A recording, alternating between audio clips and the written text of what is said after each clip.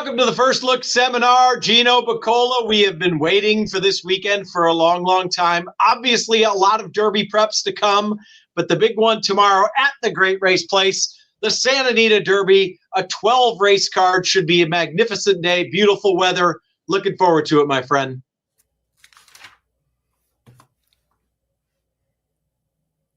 Can you hear me? I think he froze. Did you froze? I think Gino froze. Either that or he's so stunned that what I said was so magnificent that he hasn't woken up yet. So Gino is in a trance. Seminar skip. What do you feel about that wonderful statement that has Gino perplexed and at a loss for words for the first time in his life? Well, I feel a lot better about it than Gino does. That's for sure. No, everything's great. We're going to have great weather. Santa Anita Derby, I was thinking about journalism winning it last year, and we were off our way, on our way to Kentucky after that, our first Derby, and just brought back a lot of good memories. And then thinking about California Chrome winning the Santa Anita Derby, a couple years back or a few years back, and just so many good memories, man. It just gives me goosebumps thinking about it. And I can't wait for tomorrow. And like I said, we're going to have great weather and hopefully a big crowd and great racing, a lot of good races tomorrow. A lot of good races and half of Double Trouble, our man Sure Shot Scatoni jumping in once again. He's become a regular on the show. Sure Shot, you're not frozen. How you doing, my friend? I am not frozen, but I have to tell you that I often freeze on our show because it's like 3 hours. But when Gino freezes, he looks like a Hollywood star. When I freeze, I'm like licking a blow pop. I'm doing Gatorade. I'm drooling. I can't freeze like Gino can freeze. But that was a good freeze moment. I got to tell you guys one quick story today, real quick. So there was a lot of people from out of town. There was a couple that came in today, and they had this scrapbook of all these different tickets or whatever. They had a ticket from a race at the Santa Anita in 1936 in this scrapbook. And then they also had a ticket never cashed from Seattle Slew from all three races of the Triple Crown. They were showing us before race 8 here. Yeah, it was very cool. Yeah. So that is fantastic. Oh, the history at Santa Anita is just, it's staggering. And I always say this, I call it God's racetrack. It's like God just plunked down the most beautiful racetrack in the world in the most beautiful setting. The Art Deco, you walk in the grandstand, it is the architecture, and then you walk out on the track and you see the San Gabriel Mountains. There's nothing like it in the world. And then you have the most perfect setting, and you have all the historic racehorses that went through that place. So that is super, super cool. Yeah. I'll tell you, I'm not going to name drop Skip, but last weekend Akon came, and I went to pick him up, and he came out, and he'd never been here before, and he was like, I've been to other tracks. I've been to Dubai, blah, blah, blah. And he was like, the mountains look like CGI. He's like, I can't believe how amazing this is. And he was just blown away and asked questions all day. And he was like, I am coming back. He loved it. So it was really cool to see. Yeah, Chap. A few weeks back, I remember we were sitting at the Logan and, I got a couple bad beats in the day. I wasn't having a real good day, but having a drink, looking at those San Gabriel Mountains, the sunset, I'm like, as tough as this day was, losing by a couple noses, how could you be upset? I mean, look at this setting. There's nothing more beautiful than it. Santa Anita is unbelievable. And with the San Gabriel Mountains behind there and those big palm trees, it's such a beautiful place, and I love it. Yep. Frank, I don't know if you've been anywhere more beautiful, and we'll move on after this, but it's just, this is my office every day. I have to remind myself. It's crazy. You know what I mean? So I know. I think every horse player has a story from when they went to Santa Anita for the first time, and it has absolutely nothing to do with their gambling. It's all about, you see it on TV, and it looks amazing on TV. TV doesn't even do it justice. Right. Yeah. When you see it in person and you walk out onto the apron and it's like the skies open up, big light comes down. It's really incredible. And just on TV today, watching it, there was a drone shot when the horses were going up the hill for the last race, and Terry's watching, goes, oh my God, just look how beautiful this place is. It's nothing like it in the world. It's majestic. And on Saturday we got the races to go along with the beautiful setting. It's a great call. Yeah. Great card, obviously highlighted by the Santa Anita Derby. Bob Baffert will get there. He's got a couple of the favorites. But Skipper, let's start. We're focusing here. It's a 12-race card. First post is noon. If you get up like Frank and Skip, you're going to be running the Derby Day 5K ahead of time. And then you get here. First race is at noon. We're going to go all the way to race 8 to kick off the late pick 5, Skipper. And this is for Calbreds, the Evening Jewel, going 6.5 furlongs. What are your thoughts? And hold on, Gino is back and better than ever. One of those days I was telling you before we started, it was like, I never have internet problems. And all of a sudden my entire thing just crashed. Like, I was like, what is going on? So, well, hey, as long as we can make some money in this pick 5 on Saturday, going to feel a lot better about it afterwards. Well, good timing, Gino. We're just kicking off with Skipper, and he's literally starting with race 8, the Evening Jewel. Beautiful. Skip, what are your thoughts here in leg 1? You know, a tough sequence we're going to go over. Tough race to start. I know there's an even money favorite, Millhaven, the 7, but I'm not sold on Millhaven. I'm going to use a few other ones in here. The first one I'm going to use is the 1 C Drew. I know this horse hasn't won on the dirt, but, you know, throw that last race out. That's the grade 3 San Isabel. You know, now it's back in against Calbreds. It's shortening up. And I tell you what, I really like the way that this horse has been on running on the turf, but it's bred for the dirt too. I don't think the dirt's a problem. I just think it was outclassed last time. The 1's going to be on my ticket. I'm going to use the 3 also, Cecilia Street. You know, I talk about it a lot. One of my favorite angles is turf to dirt and route to sprint. And that's what we get here. I know it hasn't raced since January, but I got to use it because that's my angle. I've had a lot of luck that way. So the 3 is going to be on my ticket. Got to use another 0. This horse has been really impressive. Got beat first time out by the Eric Kruljack filly that is really nice. Came back second time out and won for fun. JJ stays aboard. You know, JJ getting on for this, you know, not a very big barn. They have limited runners, but, you know, they all run. But for him to get aboard, we knew this horse could run from the get-go. So 5's going to be on my ticket. You know, here we go. 2 Sassy, turf to dirt, route to sprint. I got to use that one. I'm not going to let Millhaven beat me. I'm going to use it, but I'm going 5 deep to start things off. I'm going to get skinny later. So. All right, sure shot. 1, 3, 5, 6, 7 for Skipper. It looks like it's a wide open race to start it off. What are your thoughts here? Yeah, I kept going back and forth on this because, you know, at first blush, I'm like, this is all about Millhaven. That race last time in the Sweet Life down the hill, Sadler's on record saying she's not a turf horse, but we had nowhere to go. We wanted to get a race in her, you know, to be ready for this one.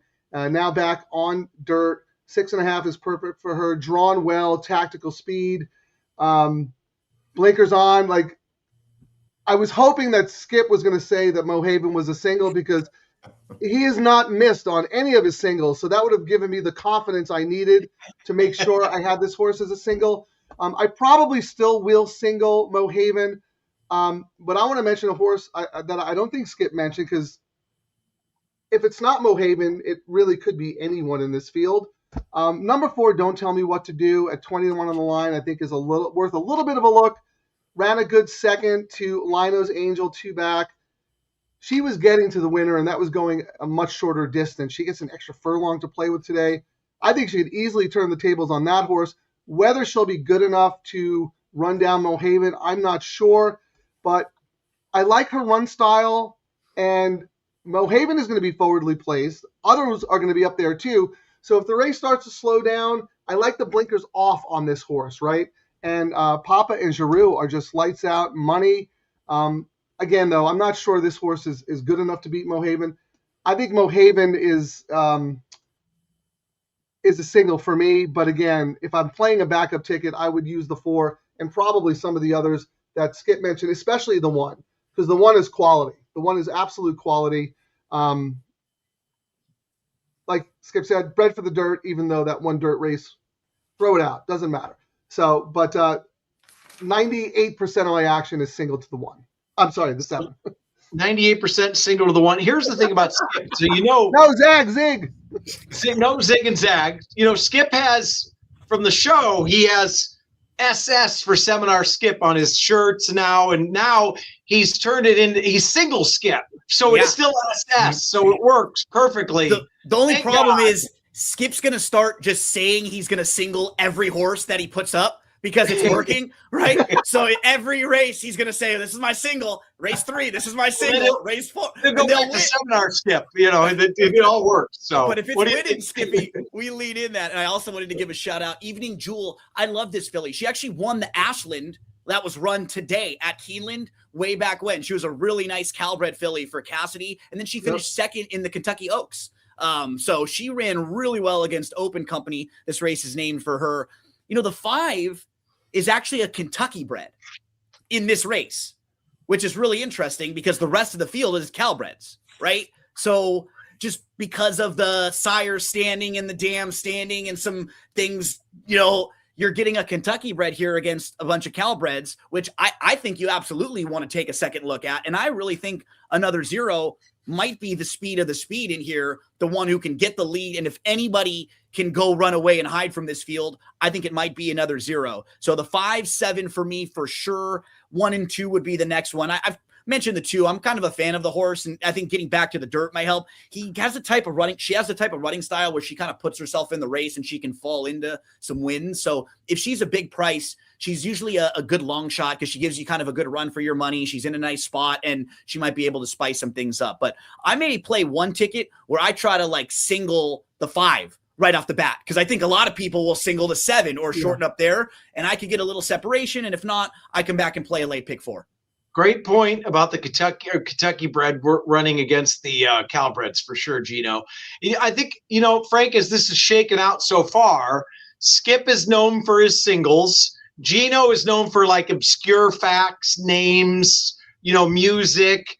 Gino's long shots have been on point every show. Shots. I don't know. I'm known for nothing except for not being on the show half the time. And you're known for adjusting in your seat a lot. So you and I have not much to add thus far, but we're part of the show, Frank. That's what's most important. So we're the face, we're the matinee idols of the show. Yeah. Face for radio. All right. Frank, right back to you. Let's go to the second leg, race 9. We're going a mile on the turf. Calbreds take the stage once again. What are your thoughts here in race 9? Yeah, this race is part of the reason why I don't mind starting off with a heavy favorite in Mohaven as a single. Everybody's going to have the same horse as me, but here's where it gets very, very tricky. I had a hard time with this race. I thought it was very competitive. I think several of these can win. I believe there should be a decent pace, so I am looking for horses to come from off. The problem is that the horses I like the best are all parked outside. And I know the rails are at 0 feet, so that's a benefit. But you got to save ground, you got to get the trip, etc. Number 10, Prince Dulcie, 12-1. Skip liked this horse last time. We talked about this on the seminar. I remember. He made a really good case for this horse at a price, and this horse ran too good to lose. That was such a good race. Napa taking the horse for $25K, 2 back. Now protecting second time in a row. Goes to the hood because it was a near miss last time, right? Maybe that'll help keep him focused late. Again, though, another tough post. Also might be a little trouble prone. I use 3 things in my handicapping. I use DRF Formulator religiously. I do my old school handicapping that way with some modern twists. I also use Optics EQ to kind of synthesize everything together. And then I also use Racing Flow numbers for bias and race shape data. Optics Notes has better than look twice for this horse in the last 3 races. So with a good trip, maybe the horse is there. Number 11, Sabretooth, I think is very interesting. Took a while to break the maiden, but look at the horses that he was running against, last year. Is this horse going to be fit off a year-plus layoff? I have no idea, but Yak Team's smart. He can get them ready, and Giroux takes the call. I think Giroux's been riding really well, and, Yak Team takes the blinkers back off when he gets the horse back here in California. Thought that one was interesting. Another horse that Skip mentioned last time, Speed of Elon, at a huge number. That race is better than it looks. Third race of the form cycle, lightly raced 4-year-old, upside, had a tough post last time, but finished up nicely, galloped out well. The race sets up for these three horses. Whether they can get the trip or whether Speed of Elon is fast enough remains to be seen. But then the obvious ones, 7 and 12 as well. The two Glad horses have a shot. This is a wide open race. I wouldn't be surprised if you guys have 4 other horses to mention. Well, it's funny because Skip, it's one of those deals where when you mention Prince Dolce, it's like, good job, Skip, for mentioning that price. But he turned 7 sheets red or 2 because he barely missed at a huge price as well. So he wants to thank you and hit you over the head at the same time. I'm sorry if I opened up old wounds there. Sorry. A couple of your buddies in here, Skip, as he mentioned, Speed of Elon and Stylish Acclaimed, who you mentioned before too. So a couple of your old friends all in here. Yeah, Stylishly Acclaimed. That was that made me get over what Frank said. 20-1 that day. That was a good day for me. I know that there should have been an inquiry, but there wasn't, and I was real happy about it because they probably would have taken the horse down and should have. Well, sometimes we have enough bad luck in this game, right? Sometimes you need it the other way. It doesn't seem to add up or even out, as people always say. But back to you, Gino. And that horse was 20-1 coming off of a 1.5-year layoff in that race. Like, whatever happened, that was impressive to get out front and to run that well. And so you feel like should only be better second start back off the bench. They've given this horse now 6 weeks to recover, so no quick turnaround, and you're stretching out back to a mile where we've seen this horse run well at a mile before. The 1's definitely in the mix for me. God, I hate the post, but the 12 just on paper looks so good. Getting back in with Calbreds. Just look at the way that these races are. Last time out, faced Open Company. She ran really well, finishing second. 2 starts back in the race with Vodka, who then goes on and runs second in the Big Cap and is going to go run in stakes races at Sunland Park. 3 starts back behind Mr. Disrespectful at this level, beaten by Just a Nose. That's the next out winner. Right before that, losing to Crazy Cavalier. Shout out to Dylan Donnelly. Believe that was the horse that got him home for the big $800,000.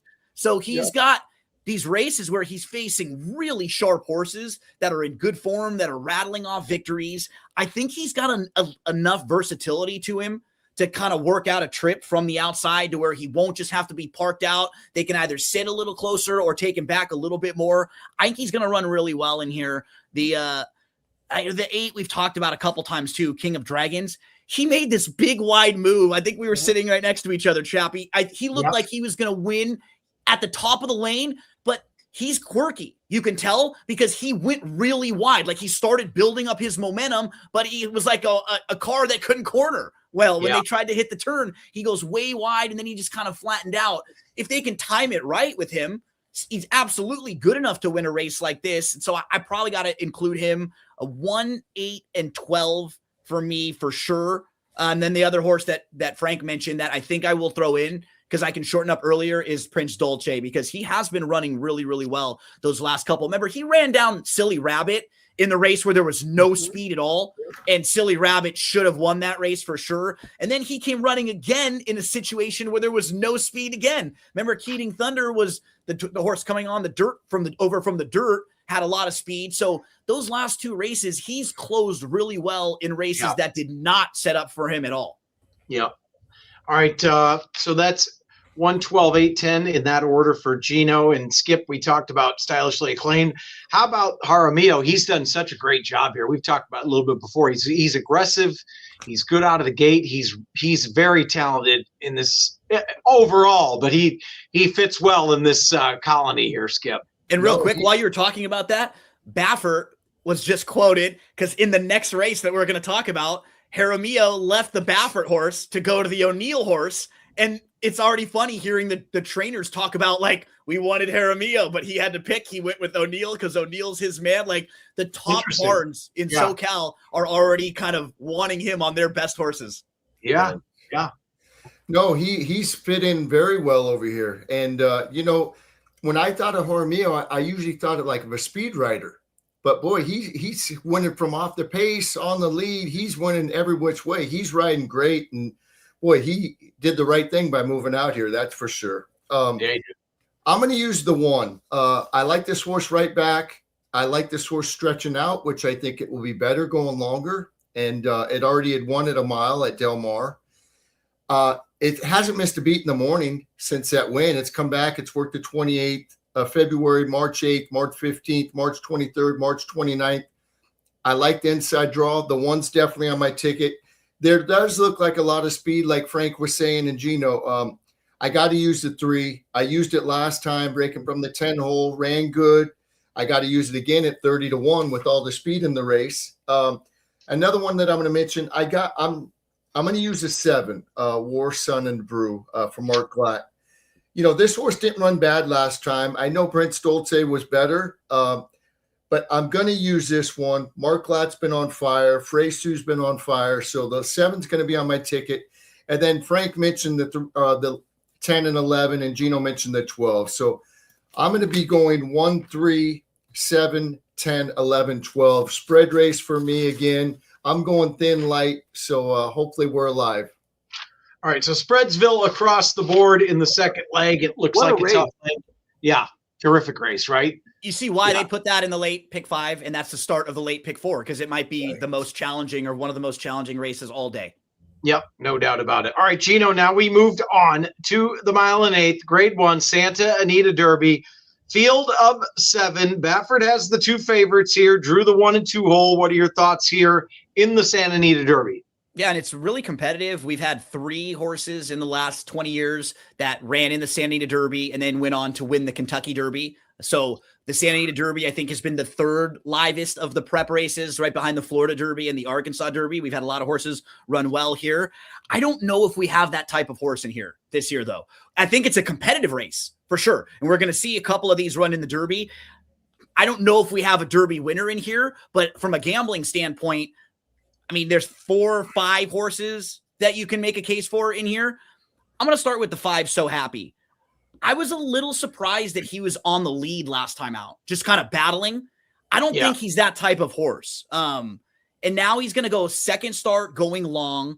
I just have a feeling he's going to sit off. If you watch the 2 recent workouts that they've had in the morning with him, March the 21st, he started a length plus behind, and he picked up the pieces and 2 other horses. So there was there was basically like 4 horses, and he was one of them, and he finished really well amongst all of that group of runners. And then the March 28th work, he started like 4 or 5 lengths behind a target, and he made up a little bit of ground, but it just seems like they're trying to make sure they're taking him back. He's going to be sitting with a target, and I think that could maybe change everything for him, because I really do think that it was just a tough trip for him last time out. And for Intrepido, I liked the Plutarch race a little more than I liked the Patente race, meaning I thought that the Robert B. Lewis was a little bit stronger than the San Felipe. So I just think Intrepido, who you can put a line through the Breeders' Cup race where he just completely missed the start, he wasn't in it, and then the rest of his career makes a whole lot of sense.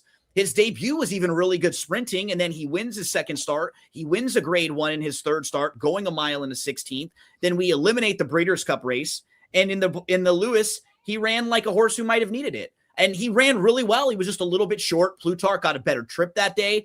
They gave him time off. They did not come back in the San Felipe, so they wanted to give him plenty of time. So this is their big race. They need to run a big one here. I think Intrepido will run a big one. A lot of 5-7 for me. I do respect. I think I prefer the 1 of the 2 Bafferts. I'm just not quite as high on Patente. I want to make him prove it to me at a shortish price, especially the way that the sequence is. So a lot of 5-7, and then probably some 1 in the mix for me. But this was where I was pointing out that Jaramillo left Cherokee Nation, who he was aboard for a 10-length victory to go ride Robusta, who he was second aboard the San Felipe. I think a lot of that has to do with the fact that Doug O'Neill has been so loyal to him. He's given him so many mounts that you gotta stick with the guy that's been helping you pay the bills. So that's where he's gonna go. Interesting choice there for sure. All right, Skipper, a lot of 5-7s with Gino. So kind of leaning away from the Baffert duo. What are your thoughts here, Skip? Yeah, my top play is the 7 Intrepido. I really like that Bob Lewis, Grade 3 first time off the break, ran really good from the inside, showed speed, and, got beat 3/4 of a length by Plutarch, who's off the Derby trail. I think that was Baffert's maybe best Derby hope. That's what I thought. And I like that race. And I really like the race, at Santa Anita, the American Pharoah Grade 1, the way that he won that day, sat off the pace, came and got him. They could have, they missed the San Felipe. They waited for the Derby. So they gave this horse time. Mullins is doing everything right always, but especially this meet. 7's my top play. I agree with Gino, was so happy. Last time, I don't know why they had it on the lead. I think they were afraid of one of the Baffert's horses getting away. So Money Mike put it on the lead. I think they're definitely going to take hold this time from off the pace. Like Gino said, with the workouts, they definitely have been getting this horse to close, like it did the first 2 races. I got to use Potente also. I don't want to go 3 deep, but I'm going to have to go 3 deep in here. Potente worked against Cherokee Nation on the 20th and, didn't win the work by much, but I love the way that he did it and just was guzzled under a stranglehold. I think this horse will get better. It's only its 3rd race. It's 2 for 2. I'm going to go 2-5-7 to try to get out of here. Frankie, your thoughts? Yeah, just real quick. Apologies for opening up old wounds there, Skip, but I want to make a point here. I'm not just a participant in the show. I'm actually an audience member too. I listen to what you guys say, and I remember, because I do a whole other show where I don't listen to a word my co-host says. I don't even know. Sometimes I just walk away. So thank you guys. It's nice to be in an environment where I can take notes and be like, okay. And the reason I bring that up here is because you guys helped me narrow my selection, right? Because I think you mentioned all the horses, right? One, the 2 Bafferts, So Happy, and maybe even Robusta.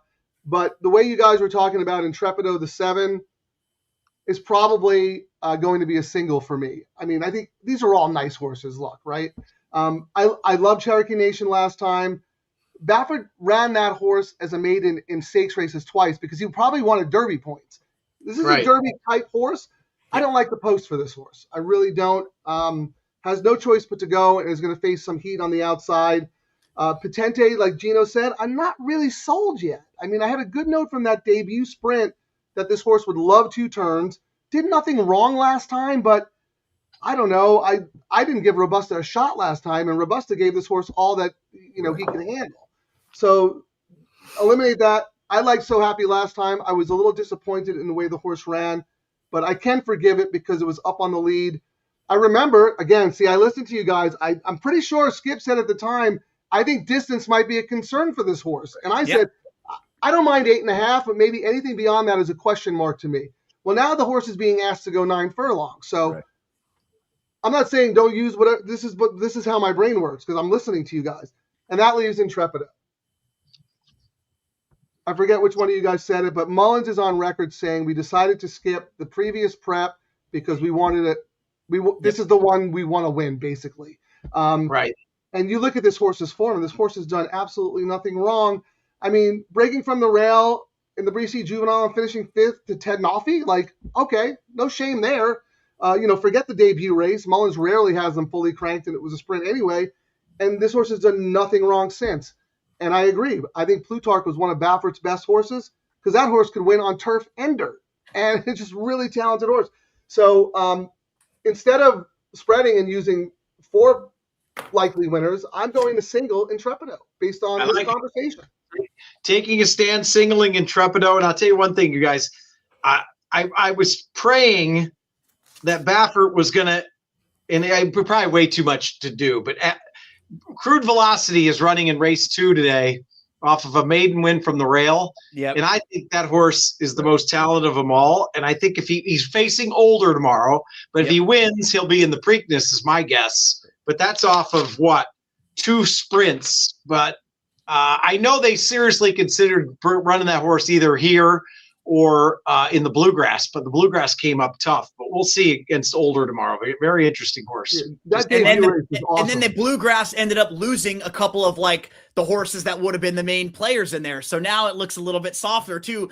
I agree with you. We were right there and you liked Crude Velocity quite a bit. That would have been an interesting horse. But Baffert did this, I think, with Goal Oriented even last year, where he had a horse that was really late on the scene, ran on Derby Day or like on the weekend, right? Those days leading up, and then maybe shows up in the Preakness or those big Belmont races. So keep an eye on Crude Velocity for, early in the card on Saturday. Yeah, exactly. I agree with you. Maybe the Pat Day Mile or something like that, right? For Crude Velocity, maybe. Absolutely. That could work, right? So that's a 1-turn mile, isn't it? I believe.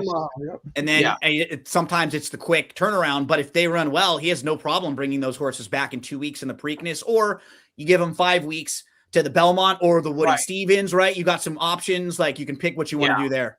Yeah, good point. Good point. All right, who do we lead off with there? So that was Gino. Back to you, Skip. Okay. And if Frank keeps bringing up bad memories for you, but that's okay. Well, let's go on.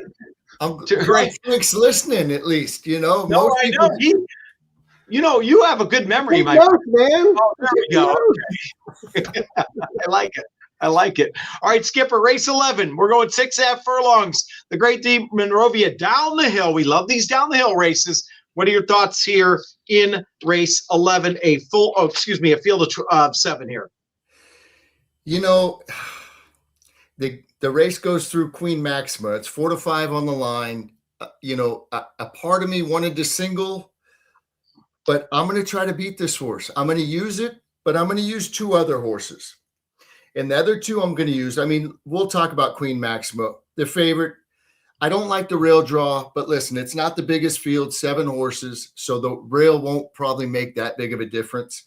The horse loves to win, 8 out of 13. I don't need to say more. Mullins, JJ, but I'm going to mention a couple others. I'm definitely going to use the 2. How do you say that, Gino? T-Roo Patty? Very well done. Nicely done. Wow. Yeah. He practiced for an hour. T-Roo Patty. Yep. Yeah, yes. So, this horse is coming out of grade 3s, grade 2s, and running really good. Now it shortens up. I always like when they go a mile, or they could run a mile and then they shorten up to 6.5 down the hill, because usually it hits them right between the eyes. They usually, the 6.5 down the hill runs more like a mile race to me than it does a sprint race. And I like the way that this horse is working. Jonathan Thomas has done absolutely 0 wrong. It seems like he wins every turf stakes race out here. It has 2 wins over Santa Anita, and I really like the works on the 11th and the 28th. So the 2 is going to be on my ticket, 6 to 1. Because, seriously, everybody sees 4 to 5, and 80% of the public is going to single Queen Maxima. Done nothing wrong, but this is where I'm going to try to, zag when they're zigging. Is that right? Yeah, that was good. The other one I'm going to mention is Princessa Moch, the 6 horse. 3 back, this horse got beat 3/4 of a length by Queen Maxima. This horse was coming off a break. This horse loves to win also. 40 starts, 12 wins. Doug O'Neill having a great meet. Freysu having a great meet. I'm going to go 1, 2, 6 in here, trying to beat the 1, and we'll see how it goes. 1, 2, 6. Sure shot. Back to you. What are your thoughts? Yeah, I'm glad you guys helped me narrow down that last race, because I did not want to single Queen Maxima here. I wanted to try and take a stand, because if she loses, the combo is going to pay like 100 times better than it would, because she is going to be no value in the pick 5. Obviously, you have to use her if you connect her with the right kind of horses. She's awesome. She won from the rail last time down the hill. She's done nothing wrong. Right. But if she's probably going to be shorter than 4 to 5. So why not just take a look at the horse that was right there with her at the wire and is drawn outside and has speed and is probably going to be 5 times the price, and that's Princess Moch or Moch. I'm not sure how to say it. What do you think's the pronunciation? I think Frankie says Moche. Moche. He's calling the races, so that's what Okay. I generally. If I don't know, or if I don't know, look it up. I listen to Frank or whatever the track announcers, because I know they will call or text the owners and trainers and ask them. Right. Yes, Moche. I'll have that an event day with steamed milk and And a grande birthday. That was well played. That was well played. So yeah, I mean, look, she had dead aim on Queen Maxima. They were right there in the lane on January 11th. The Maxima proved better and probably wasn't fully extended that day anyway. But this girl was coming off a long layoff, not a long layoff, but enough of a layoff where she might have been a little short. Comes back and wins a mile race, and was super game that day. I'm not sure what happened last time. I looked at all my notes. There was no excuse. I haven't watched the replay yet, so I'm going to go back and watch the Buena Vista because that was an unusually dull effort for her. But if she can improve on that January 11th Las Ciénegas race, she could be right there with Queen Maxima again. And if she gets her nose down on the line, she's going to be great value. She has done nothing wrong. I mean, she loves the downhill. She loves Santa Anita. She's just a cool quality horse who showed that she could at least run with the boss lady last time. And then I wanted to use the 7 on the outside. I mentioned this on the show before. When it comes to the downhill races, I always handicap from the outside in. Those outside posts have a huge advantage because of the dog leg and the way they have to do all this and that. It's a zig and zagger. It's a zig and zagger, yes. Outside in. There's really not much to recommend this horse based on the form, except for one race, and that's the March 29th, 2025 Sanibel Island, which is a big race on Florida Derby Day. We just saw it last week. 7.5 furlongs, right? So I think 6.5 is a great distance for her. That was a really, really good race. Hasn't really improved off that, but I think drawn outside with that kind of tactical route speed that always transfers very well down the hillside course. And with Mike Smith riding at 12-1, East Coast turf horses are typically better than our turf horses, but maybe not on the downhill because the downhill's so quirky. I don't know. I just think this horse is going to run well today. Outrun her odds. Is she, can she beat Queen Maxima? Probably not. But, if I'm singling Mohaven and I'm singling Intrepido, I could try and beat the boss lady here and try and get extra juice in my payout. I like it. Where she lost to last time out, Sweet Rebecca came back, won a stakes race last weekend on Florida Derby undercard. Right. So that form has been franked a little bit. And I think you got to kind of start with Queen Maxima. What do you want to do with her, right? The horse who I'm actually a little intrigued by is the 3, because I think this horse is solely out here for the 6.5 furlongs. If you look at the running style that she has, she comes from off the pace and she has a lot of pretty good seconds and thirds too. I think this 6.5 is going to fit her really well. It was almost like the Clement barn to Miguel. They timed it over the last 2 to 3 weeks. All of the heavy hitters from their barn are coming back off the bench. They're getting their year started. He just had Far Bridge last weekend. We saw Carson's Run, another one. Like all of his big horses, it just seemed like they're all going to be running well now with the big races coming up. And there's no grass racing, or there hasn't been in New York. So he's got to look for some other spots. The 2 back race, when behind Moonspun and Hall and Ice, Moonspun actually won 4 races in a row. Right around that point. So caught a very, very sharp Moonspun. Hall and Ice is another horse that is really, really good. Hall and Ice has earned $1.2 million and now won back-to-back races. Just won an Arkansas bred stakes by 11 and then won the Matron with a 97 buyer speed figure. From just a class standpoint, I think Love Appeals has been facing really nice horses. Broke the maiden at 7.5 furlongs on the turf in the career debut, then went 7.5 furlongs in a stakes in the second start. Since then, 17 races, all going 6 furlongs or shorter. So has never really got an opportunity since those first 2 races at a distance like this. I think the 3 is going to run really, really well in here. I took a couple looks at the 5 also, putting 2 races together, second start back off the bench, just chased Gratefully, who I think is going to go on and face tougher stakes company leaving Southern California. So at Keeneland, yeah. So if you're looking for a big price in here, maybe, or a fun at least underneath horse, maybe it's Amarita. And Frank, as you were talking about Princessa Moche, I did not love her trip last time out. It was a race where on paper it looked like there was a lot of speed, but she was kind of in between. She didn't really go, or they didn't really grab a hold, and she was hooked a little bit. It just, I think you put a line right through it and give her another shot back if you liked her too. So yeah, I do also feel like it's a little bit more than Queen Maxima. All right, so interesting race here as we move on to the 12th and final here, and we are back to your sure shot to close it out. 6.5 furlongs on the turf, a full field of maidens here. What a race to close out the day on ending the Santa Anita Derby day. What are your thoughts in this race, what looks wide open on paper? Yeah, that's why my strategy was to try and be, single, to have a couple of singles, maybe try to be Queen Maxima, and then if I'm alive going into this race, have pretty good spread coverage. I think number 11, Somerset West, looked really good to me in that debut. Closed stoutly, I know, for 4th place, but was way too far back, broke a step slow. The gallop out was fantastic.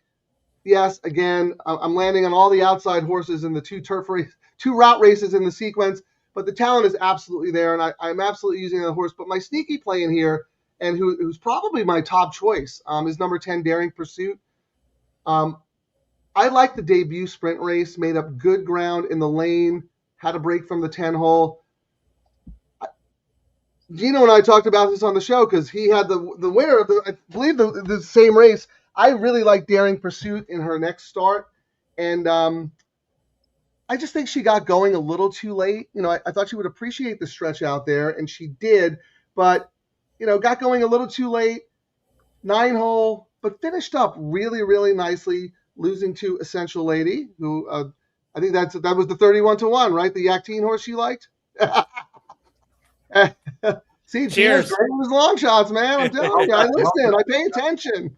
You do. Wow. Yeah. But anyway, I think the cutback here is perfect for her. She's going to need a well-timed ride because she was, she likes to be a little far back. But I like to change. Nothing against Berrios. I absolutely love Berrios. But for some reason, I've been really good with Giroux. I think he's riding really well here. I think the horse will be a little more forwardly placed today from that outside post. Really, really like that horse, especially at 15-1. Couple of others I'll just mention. I won't get into detail because some of you guys might have the same horses. But the 4 High Society U, absolutely must use. Skip mentioned Jonathan Thomas, one of the best turf trainers in America, in my opinion. I think he does a terrific job. And then also the 2 D'Amatos, the 1 and the 2 I gave little looks to. But I really like number 10, Daring Pursuit. And I also think number 11, Somerset West, is going to be tough. But, I'm stuck outside. Gino, what are your thoughts here? And what looks to be a very competitive race to close it out? Yeah, and keep in mind, pay attention to this race, the 12th race, and how the horses come out of the Essential Lady race, because the next day, Daria is entered in the Providencia. So if they run well in there, you probably want to upgrade her in that race the next day on closing day. And speaking of that race, I think the 1 is going to run really well. Be able to save ground down on the inside, put 2 starts together. Just look at her overall form. All 4 races are good. She's never been out of the money.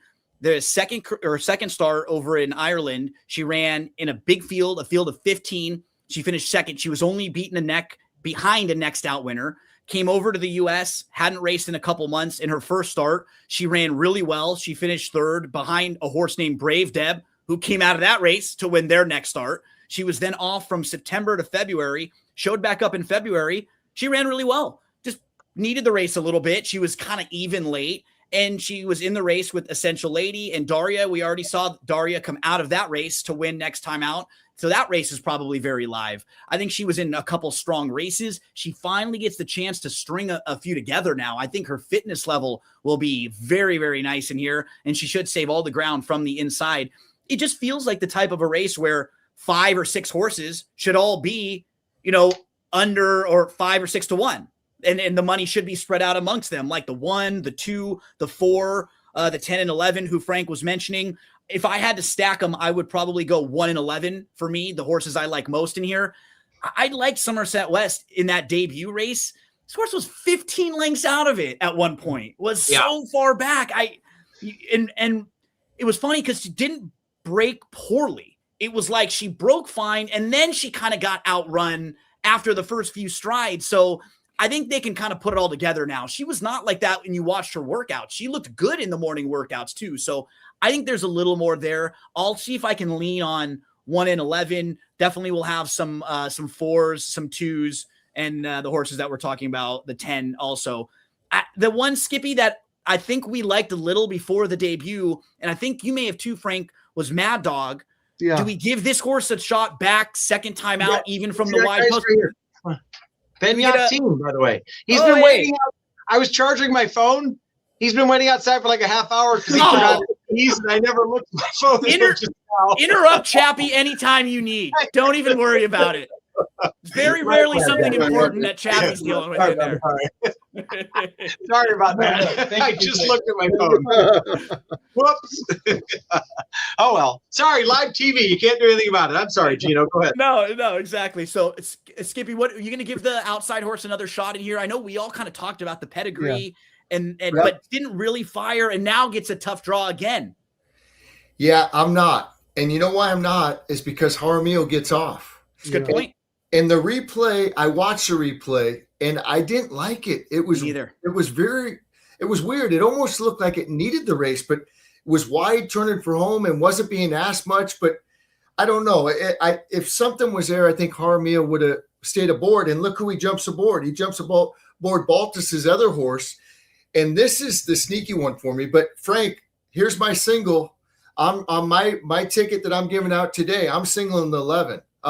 Okay. I saw everything that Gino saw in the workouts. It showed, more speed in the workouts. I don't know what it was doing so far back. This horse ran really, really good. I mean, obviously it was 15 lengths back at one point, 13, got beat by 2, galloped out great. Here's what I put in my notes. Got beat by a nice filly of McCarthy, Mo Sasha, who I think is very good. Ran really good first out, and I love the gallop out. This horse will show more speed. They came back right after that. It worked on the 21st, 47-1. Unfortunately, I wasn't able to watch it, on first bet. I wasn't able to see it, but they obviously showed that or put that speed right back into it. This horse won't be that far back. I don't mind the outside draw. There doesn't look like there's a lot of speed in here.